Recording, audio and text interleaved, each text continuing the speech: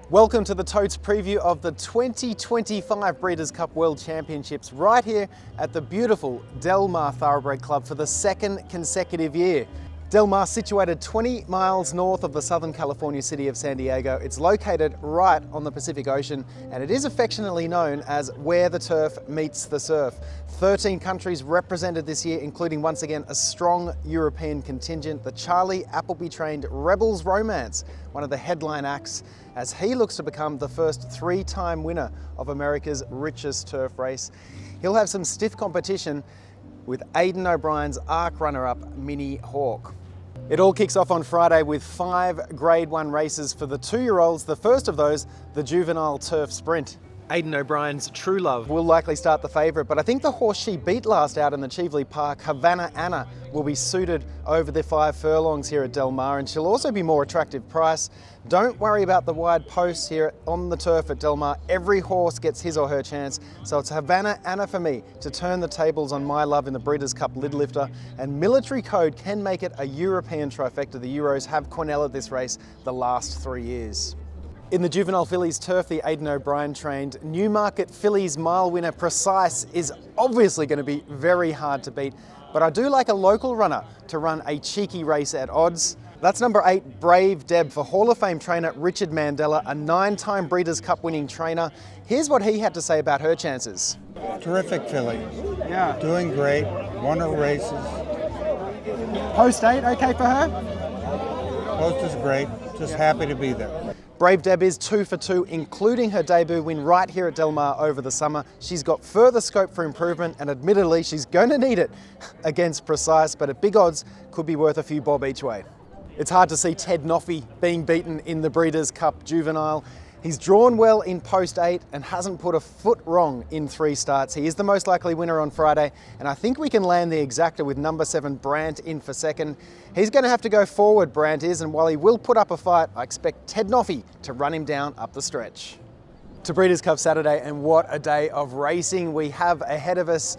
It all kicks off with the Breeders' Cup Turf Sprint, and I like AG Bullet. Here's what her trainer, Richie Bolters, had to say. She's doing great. Probably as good as she's ever been, I would say. You know, she's had a little rest. She's a fresh horse. She's come off a win in the Jaipur and then the race at Kentucky Downs, and I'm very happy with the way she's training. And I didn't know she was a favorite, but I guess that's a good place to be. One of America's leading jockeys, John Velasquez, takes back over after winning aboard her 2 back. Post 8 is ideal for AG Bullet to utilise her early speed and deliver her trainer his first Breeders' Cup victory. In the Breeders' Cup Distaff, I did think Nitrogen was going to be a strong chance until the draw. It's going to be very tough for her from the inside post. You don't want to be drawn inside on the main track here at Del Mar. It sets up beautifully now for Seismic Beauty from post 8. She posted some huge figures here last out when winning a Grade 1 at Del Mar over the summer. She's something special, this daughter of Uncle Mo, and this could be her time to shine on Saturday. In the Breeders' Cup Mile, I like one at odds here, the 2023 Breeders' Cup Classic winner, White Abario. He's cutting back in distance, but has been training and moving well over the track here at Del Mar. Here's what his trainer, Safi Joseph, had to say. We feel like what I've seen so far, we've only been here, he came in Thursday night late, he walked Friday. I mean, if our winner's going to come from him. If everything goes well, he's showing the right signs that he can deliver for us. I think White Abario is capable of upsetting the Bob Baffert-trained Nisos. Look out for the Brian Lynch-trained Tumbarumba to run a big race at odds as well. One of the races I'm looking forward to most on Saturday is the Breeders' Cup Turf, featuring the Charlie Appleby-trained 2-time winner of the race, Rebels Romance, and Aidan O'Brien's talented 3-year-old filly, Mini Hawk. Obviously, Aidan has a huge opinion of Mini Hawk to put her up against the boys, but how can you go past Rebels Romance? He's as tough as nails. He's won group or graded races in what must be 10 countries now. He's going to have to go forward from the 1 draw. I don't have any concerns with that, but that means Mini Hawk is going to have to run him down, and that's not an easy task for any horse. So Rebels Romance for me to beat Mini Hawk, and look out for a big run from Gold Phoenix at Big Oz. This is his 4th straight Breeders' Cup Turf. Finally, the big one of the day, the Breeders' Cup Classic, where the trifecta of last year's race takes on the trifecta of this year's Kentucky Derby.